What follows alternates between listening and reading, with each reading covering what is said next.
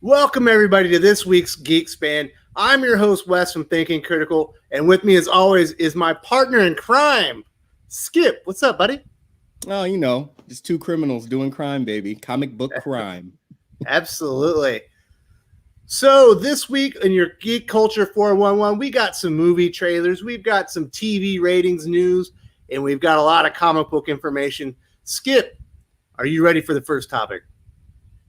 In the immortal words of Skip, I'm ready. All right. Sony dropped the first trailer to the Vin Diesel-led action flick Bloodshot based on one of Valiant Comics' flagship characters. Skip, are you diving headfirst into the Bloodshot hype? I am diving bald head first, just like my man Vin Diesel, into this. I when I first heard about it, and I'll remind everybody, Wes is urging me more and more to get into Valiant, and I've been looking into it, and I haven't quite dove all the way in. I finally got Ride downloaded via Comixology, but Bloodshot was one that I had only kind of seen, the covers of and stuff, and then I saw Vin Diesel, and I know obviously from Chronicles of Riddick and everything, I knew he looks and goes and looks for those properties to try to bring them out. So first thought, I was like, I don't know about this. It's going to be another one I don't really need to watch. But I happened to watch the trailer on the first day it came out, and my expectations were low. Let's start there. And he exceeded my expectations. I'm kind of thrilled, and I'm definitely going to be going to the movies to check out Groot playing as Bloodshot. Wes as my Valiant master, as I'm your Valiant Padawan. What were you thinking? How did you feel when you watched the trailers? All right, so there's a couple of things about this that are a little bit wrong, and a couple of things that they definitely got right. So the first thing that stands out is Vin Diesel does not look like Bloodshot. Bloodshot is a pasty white character with a red target on his chest with red eyes. Is a very distinct look. It's part of the character and the essence of who he is. So I think they probably got a little bit wrong there.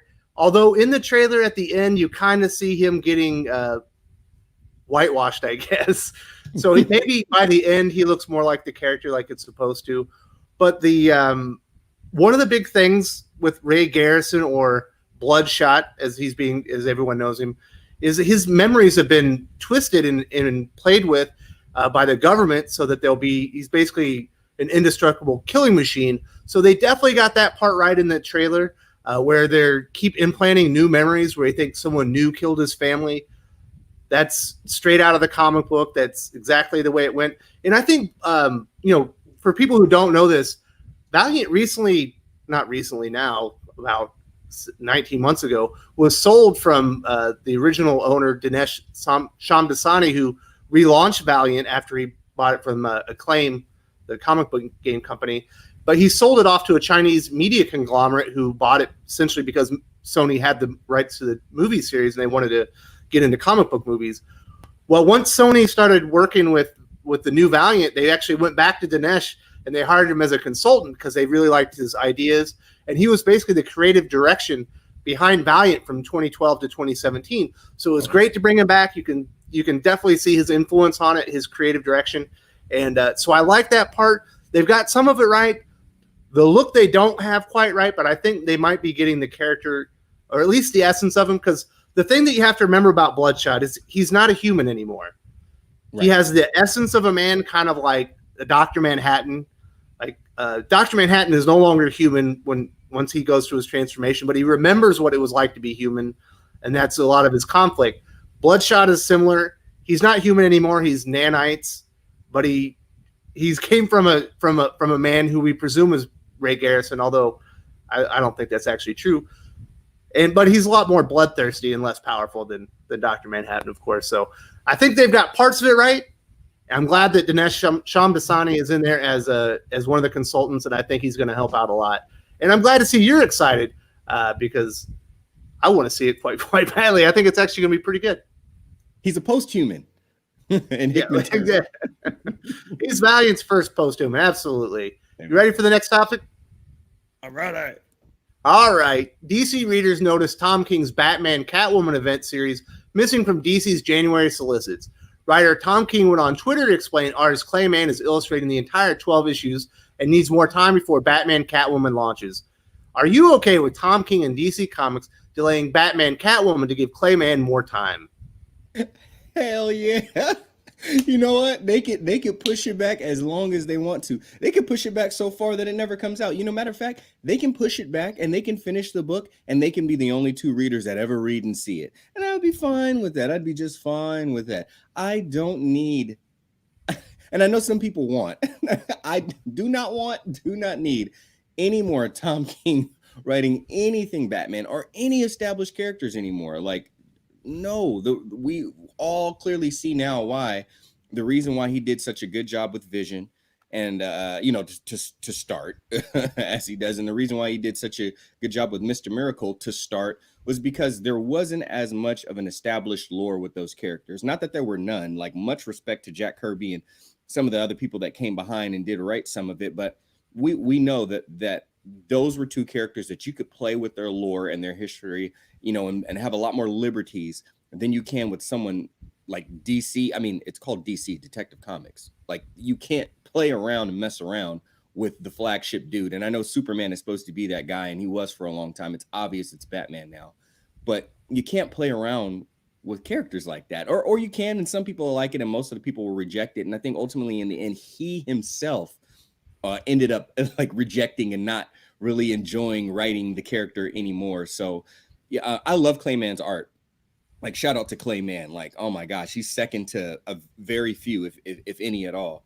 But do not, and I don't even care. Like, oh man, I loved Mask of the Phantasm so much. I don't even care that he's bringing that back. I'm tired of Tom King bringing back the things that he thought were, that he enjoyed in his childhood and making them whack, like Nightfall and all that, and then ripping off The Dark Knight Rises. Wes, I know Tom King is your favorite writer. I know there's a little spot in the middle of your thinking critical heart for Tom King. Obviously, you get so many views from his reviews. Why don't you tell me how excited you are or how sad you are that you're going to have to wait a little bit longer to do more reviews for this? I'll agree with you. I don't think Tom King is good at writing actual people. He works good with Vision or a Mr. Miracle because there's something about them that isn't human that, you can kind of play with that kind of thing. And where you have someone like Bruce Wayne that is essentially human, he's out for revenge, is there more a human response to tragedy than revenge or things like that. So he doesn't really fit in there, but I want to concentrate on why they're delaying it. Clayman is probably the best comic artist in the world. If he's not the best, he's in the top 5. If Clayman has said he wants to illustrate all 12 issues and he says, I need more time, you give Clayman more time because you want him on the book, because that's a huge selling factor. And I can guarantee you without reading the first page that the best thing about Batman Catwoman, that series, is going to be Clayman's art. So, originally it was supposed to have, I think, 2 or 3 different artists. If Clayman wants to commit to the bit, he wants to do the entire series, you give him the time, you delay it, and you put it out in 12 sequential months.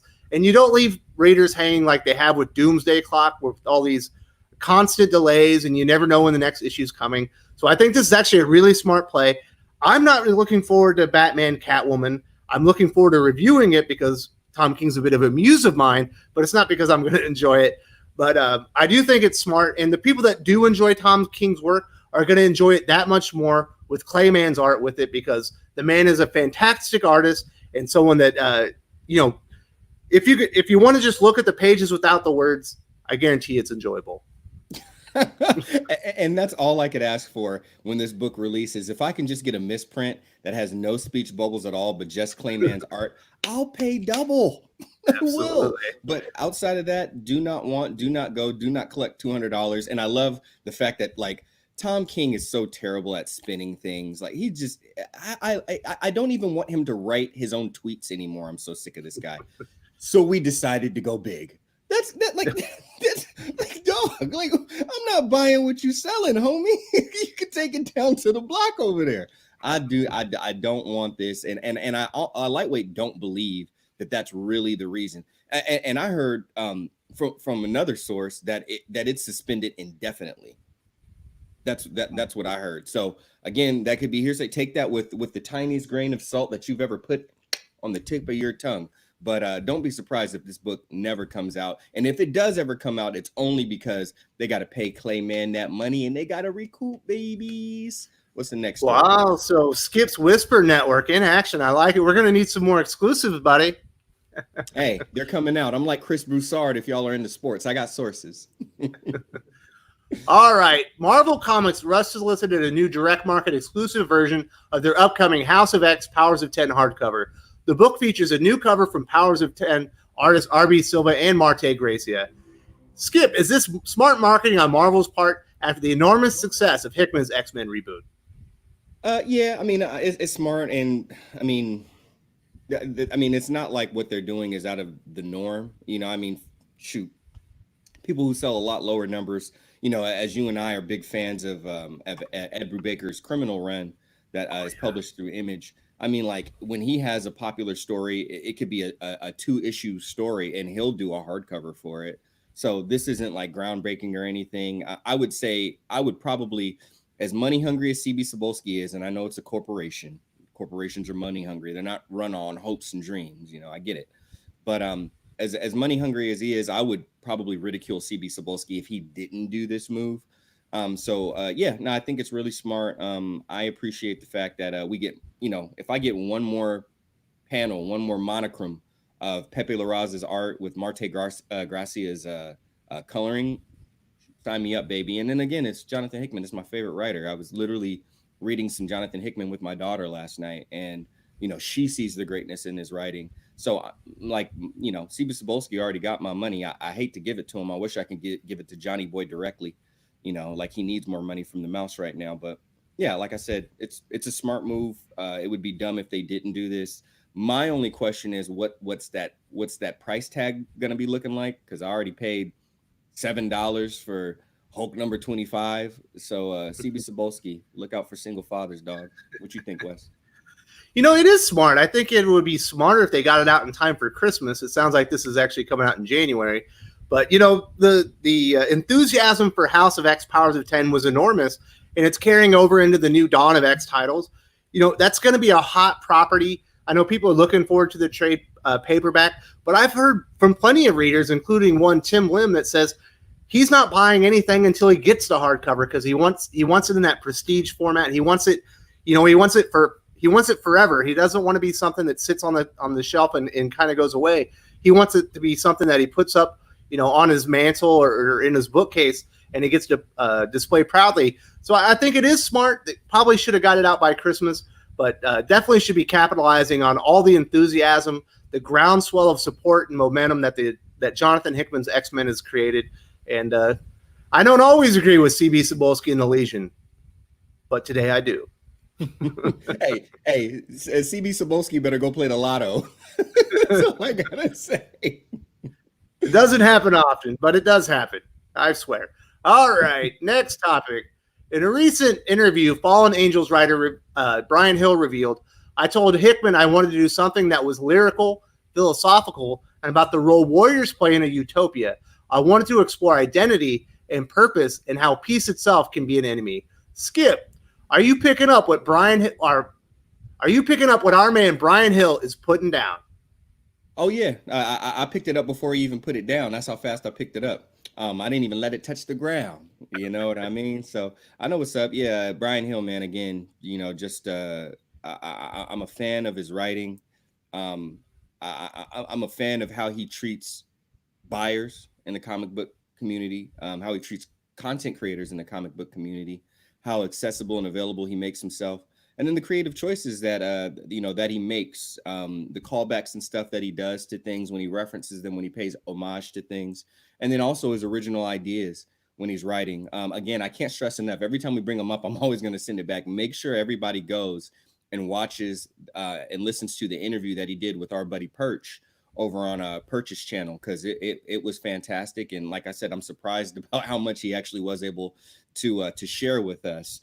Being that the mouse has slapped him with NDAs, and Jonathan Hickman, you know, has one of those Hulu does live sports, you know, cash guns to the back of his to his spine. But yeah, no, man, I'm picking up what he's putting out. Of course, me as a person, you know, as a lover of peace, you know, like when I first heard it, I'm like, peace can be an enemy. And then I take myself out of myself a little bit and put myself into this world, and I'm like, oh yeah, because these people were literally trained to be warriors. That's all they know.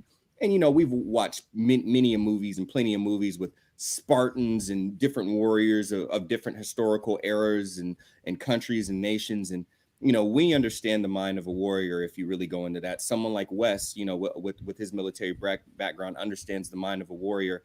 And war is peace. War is the normalcy for warriors. So for them to be in this time where it's like we have very little conflict right now, like, not that there's none, but we have very little conflict, and where we're at, it's tons of peace and everything. So there's an internal conflict with them. Can I accept this? And if I can't accept this, where can I find my place in this? And if I can't find my place in this, is this place for me? I know all of those things. I have a strong feeling will be brought up and asked, and we'll see what answers Brian Hill gives us. My man, how do you feel about what Brian Hill is putting down? I can echo a lot of your statements or your sentiments. I like the cut of his jib. I like the flavor of his hustle. I like the way he carries himself and the way he tries to sell his goods to the customers. But I think this is really interesting. Fallen Angels indicates that they're the outcasts of Krakoa. The people that no longer belong. And I think that's really interesting. And I think there's going to be more to it than they're just warrior class. Obviously, young Cable, X-23, Psylocke, they might not belong in a peaceful society, but I think they might have a piece of information, or they might know some truth that Krakoa and maybe Charles don't want the other mutants to be let in on. And that might be part of the reason they're the Fallen Angels and the reason they're part of the outcast society. And I think the numbers will grow over time. I think I've seen a couple more characters on some of the future covers, but I think it sounds great. I'm very excited. And Perch had a very good interview with Brian Hill. And I too was a little bit surprised on how much he gave away or how much insight he provided. And I thought it was excellent. So I'm definitely picking up what our man Brian Hill is putting down. And outside of X-Men, this is my most look forward to Dawn of X property, and I can't wait to read it myself. Yep, I agree. I'm actually looking forward to this slightly more than I am looking forward to New Mutants, which Jonathan Hickman is also writing along with Ed Brisson. So I'm with you, my man. All right. The CW's Batwoman shed 30% of viewers from its debut just 3 weeks ago, after only 1.23 million viewers tuned in for Sunday's episode. Do you think this is a Batwoman problem, or do these numbers indicate a wider problem with DC shows on the CW network? This is more of a Batwoman problem that I feel, and a Batwoman problem and a Supergirl problem. And when I was with my previous comic book media outlet, it was my responsibility, along with one other person, to watch all of the shows. But I was the chief of doing the show review, so I would watch all of the shows, all of the major ones. And it was, once they had gotten, once CW had gotten Supergirl over from, was it CBS? Yes, there we go. That got put into my junction. So I didn't even watch I watched like 2 episodes of Supergirl before, and I was just like I actually liked the casting. And gosh, I can't believe I'm forgetting her name right now. Ruby Rose? Not Ruby Rose, but the one that plays Supergirl. Something Benoit. Yeah. Okay. Benoist. I think it's Melissa or Alyssa yes. Benoist, something like that. But I think she was actually good casting, but the writing was atrocious. And what they're trying to achieve was good and well and fine. I'm all for girl power. I got 2 daughters. Why wouldn't I be? But it's the browbeating and it's the clunky dialogue. I almost felt like Brian Michael Bendis was behind the scenes, just like writing this while he's doing his morning confessional or constitutional. Like, it was some of the worst writing there was. And then it came over to the CW, and Mondays were hard for Kurt. Mondays were really hard for Skip, man. I did not want to watch that show, but I had to, quote unquote. And then I would watch all the other 4 shows. Even who is it? Legends of Tomorrow. as clunky as that show could be sometimes, they made it they knew it wasn't a serious show, so they just made it fun. Hey, we're gonna do a little Star Trek here, we're gonna do some Star Wars here, we're gonna do some 70s this, and George Lucas is gonna be on older. Like, it was great. This show, I tried to watch the first 10 minutes of it, and I had to turn it off. The show, like, I want to have some fun. It doesn't need to, like, I'm cool with serious, but like, it's not fun. It doesn't feel good. It's just bad. And I actually used to read the Batwoman comic books, which makes it even worse. Gosh, this and Supergirl, they just like, if they're not going to do a full-on revamp and bring in new writers, like, get rid of them. Wes, I don't know if you've watched as much of the CW shows as I had. I watched every single episode of Arrow and Flash from season 1 on up until last year. What do you think about this whole Batwoman and Supergirl issue that's going on over there? You know, I think it's interesting that it's happened this early. You know, I'm actually a pretty big fan of the Flash. I think the actor that they had him was perfect. They should have put him into the DCEU, in my opinion. But after like 3 seasons, they like ran out of ideas, and the show just kind of died. Arrow, I think it was after 2 seasons, Arrow just wasn't fun anymore. And you know, Legends of Tomorrow kind of had issues from the beginning, but yeah, they have a creative issue, you know, with the CW and their writing team. And I'm surprised it's taken root this early with Batwoman. Like I said, normally it takes 2 or 3 seasons before these things flatline and they run out of good creative ideas. But I think, first of all, making a Batman-related character without having Batman in it is going to be difficult. They tried it on Fox a long time ago with Oracle, with the Birds of Prey. It didn't work then. And I even think they might have had a cameo from Batman in this one. And they tried it with Supergirl without having Superman. They eventually had to bring Superman in. So I don't think that they're probably going to find that audience that wants this character until they find their Batman to go in with it. Like, he doesn't need to be the star, but he needs to be a part of it. You can't just talk about it. And also, like, you know, is she better than Batman? That's a bad way to go. You're bound to turn off prospective viewers. Just be like, no, she's not better than Batman. Batman's he's the ultimate. So I think that's, you know, one of the big issues is having loose ties but not really having Batman into it. And also the way they marketed it and published the series is some type of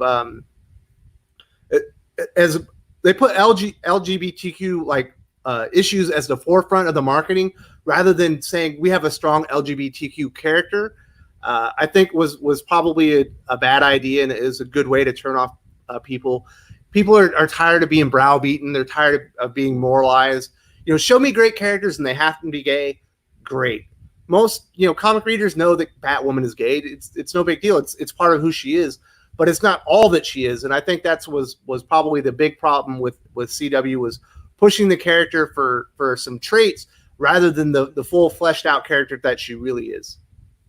I agree. And I mean, the reason why it's happening so early on the show is because it's so atrocious, and that's why it's happening so early. And we'll come to find that out. You know, or I don't want to say we'll come to find that out, but I think Greg Berlanti is gonna have to go back to the drawing board a little bit, because I think at first it was, you were really exceeding our expectations with this whole making Arrow the Bruce Wayne of this thing in the Arrowverse and all that. And, you know, even with them bringing Constantine in, which that show was a fantastic. You know, I'm glad they did bring that artist in, but I would put more emphasis and I would put more stock in, you know, Constantine show and putting more around him than trying to continue on with this Batwoman, this iteration. Ruby Rose already wasn't the strongest actress to begin with. She's gorgeous. She's stunning. I mean, she's got the look, but unfortunately not much else under there. And her supporting cast just isn't strong enough. But I do want to give a shout out. Season 2 of Arrow. Season 3 wasn't bad. Season 4 is when they like really started to fall hard, but season 2 was peak. Go back, watch that Deathstroke storyline all the way through. You will not, like, oh my gosh, it was so good. There was times I was crying, I was shocked, I was this. It takes you through all the range of emotions. And I'm forgetting my homie's name. He's the Australian cat, but the dude that played Deathstroke, oh my gosh, he embodied the Terminator. embodied the Terminator. It was menacing to the core. Everybody, if you haven't watched it, go back and watch it. Wes, if you haven't seen it, oh my gosh, go back and watch it. All right. Speaking of Batman, Matt Reeves' choice for Batman, Robert Pattinson, recently told Entertainment Weekly, Batman's not a hero.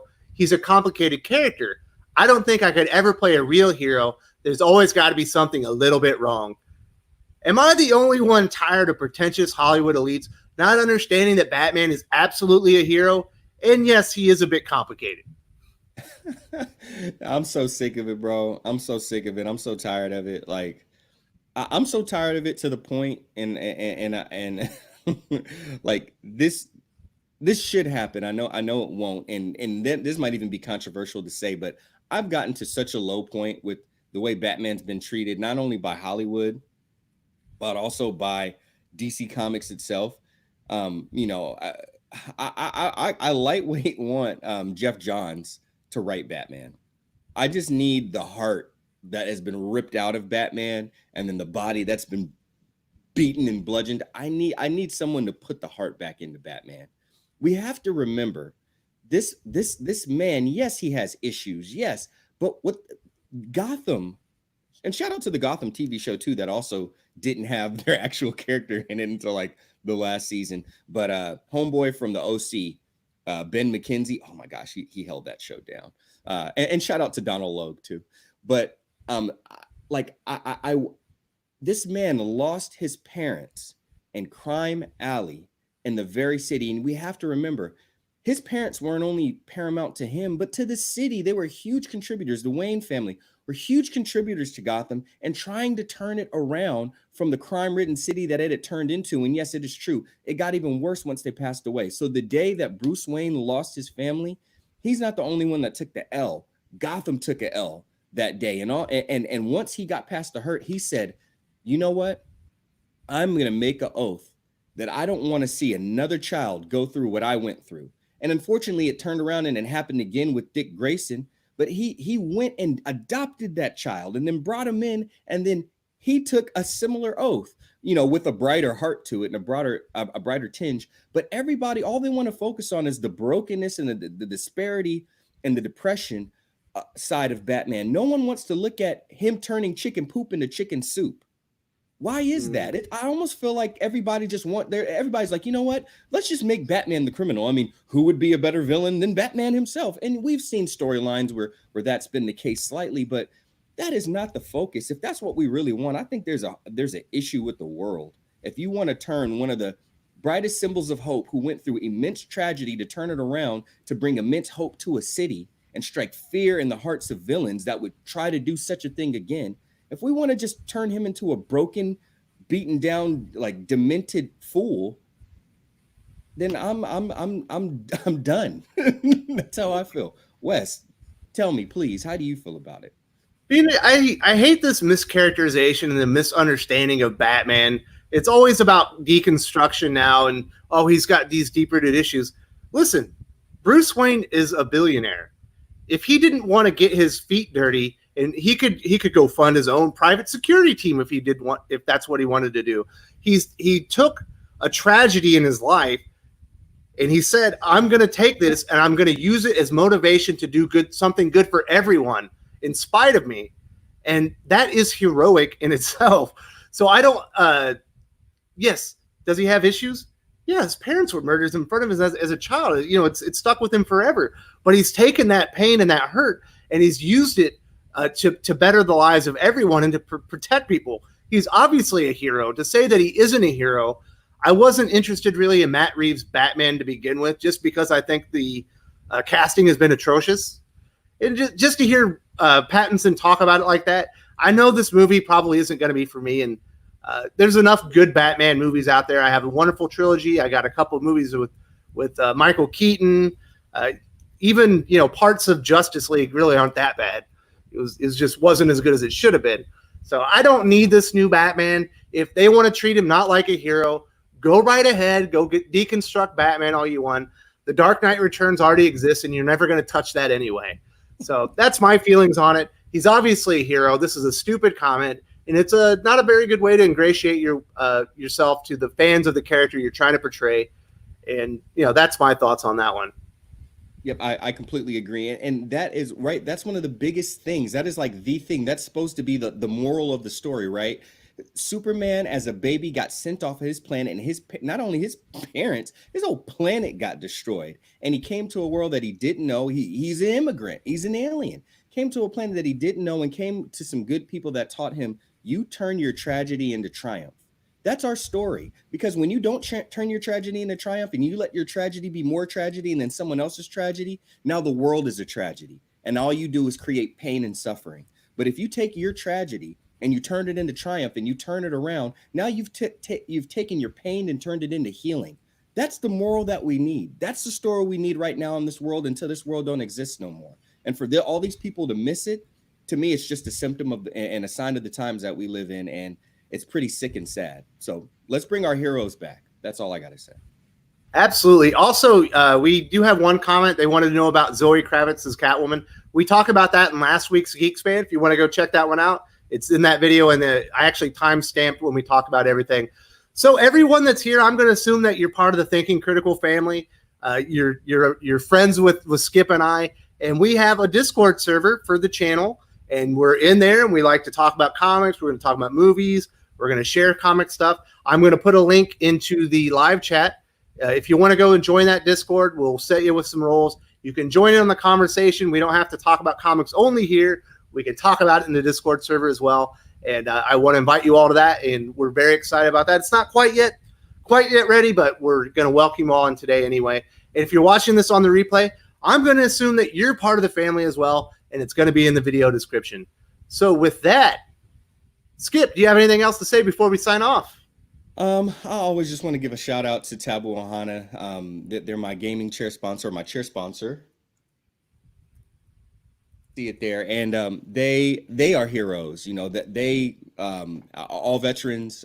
They support orphans as they were immigrants, and you should see a link in there. My tag is Skip TC Skip Thinking Critical. I've forfeited my commission that I would make off of selling the chairs so we can put more money towards the orphans. I have 2 daughters, and like I always say, I can't imagine them not having me or other families, you know what I mean? So these people do such a good thing with providing them with homes and families and community. So if you're looking for an office chair or a gaming chair, I would really please look into Tabu Ohana. If you have any questions, feel free to join the Discord and then hit me up in the Discord chat, and I'll be more than happy to answer any questions you have regarding it.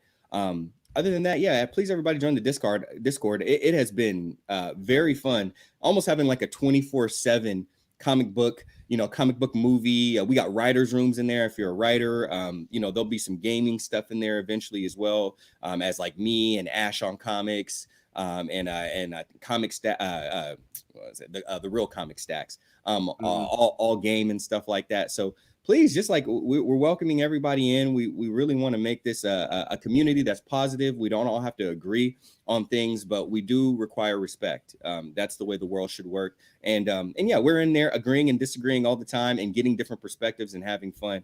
So continue to tune in live to all the different content we have. This weekend, there'll be a slight shift as we're both dealing with some family issues, sick kids and all that stuff. So expect some content coming out, but it won't be exactly how you normally see the weekend rollouts go. So turn the noties on and keep thinking with us. That's all we could ask for.